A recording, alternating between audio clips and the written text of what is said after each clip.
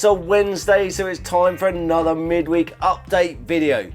This is where we thank our sponsors for their support. And this is also where you can stay bang up to date with our project cars and our future events. Without your help, we couldn't do the sport that we love to do, so thank you very much. Right, when am I recording this?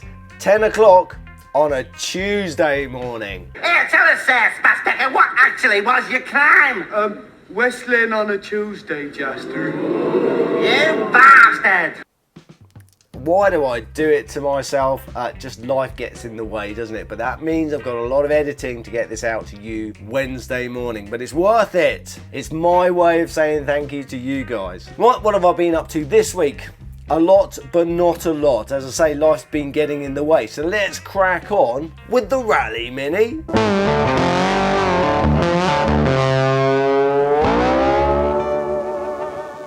Fuel tanks are where I want them to be, which is really good.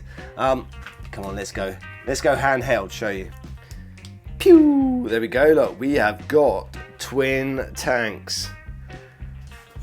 Still need to pad that out, but everything is where I kind of want it to be. I'm really happy now.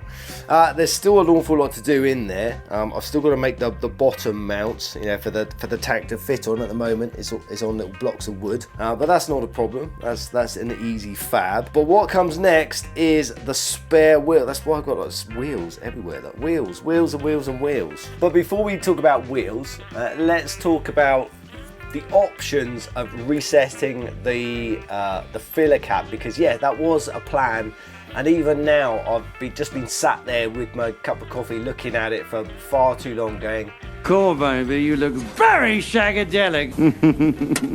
Should I do that? Should I reduce the neck of the fuel tank and recess, you know, the body and everything else so that the fuel cap is flush? Oh, this coffee smells like shit. It is shit, Austin. Oh good, then it's not just me. It makes an awful lot of sense to do that, to sort of future-proof it. However, time is an issue.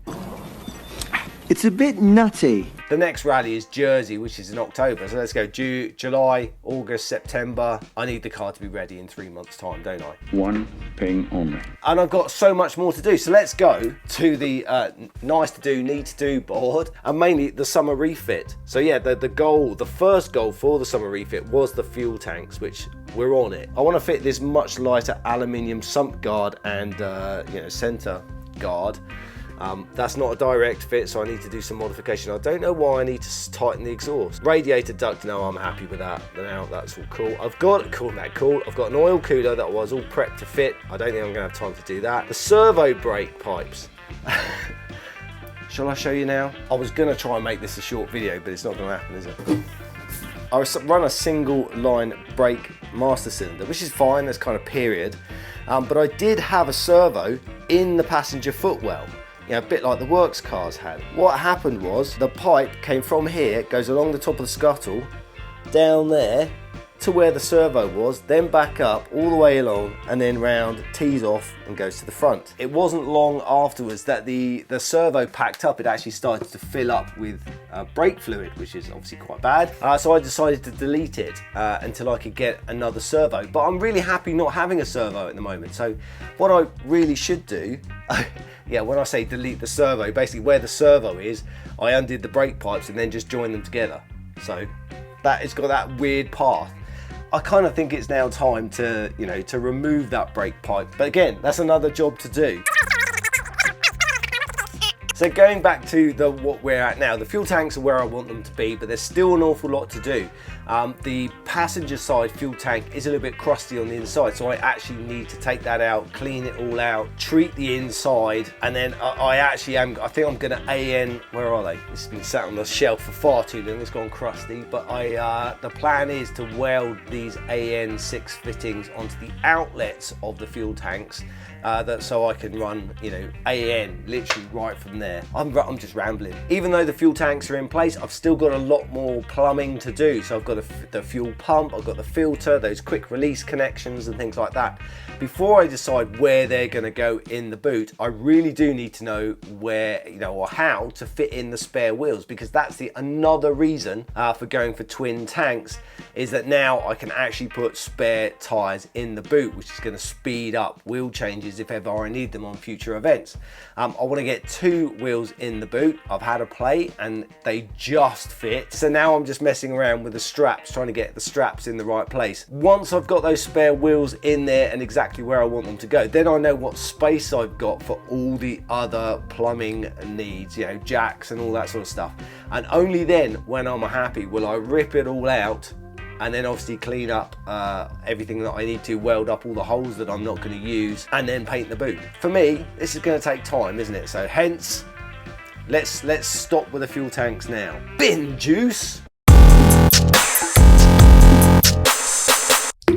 Yeah, this is where I try and fund the petrol for our motorsport by saying stuff that I find in the bin. What have I found this week? A paddle, kayak paddle. Someone had very kindly put it next to the bin because obviously they didn't want it, but there's nothing wrong with it. So I slapped it on FaceBay for a tenner and someone went, I'll have it. So they're gonna use it as their spare paddle for their stand-up paddleboard. Woo! Do you know the difference between a canoe and a kayak? Yeah, I'm not going to go into it. I haven't got time. But then if we do not have a take time, how can we have time? But it winds me up when people call kayaks canoes. Sponsorship opportunities.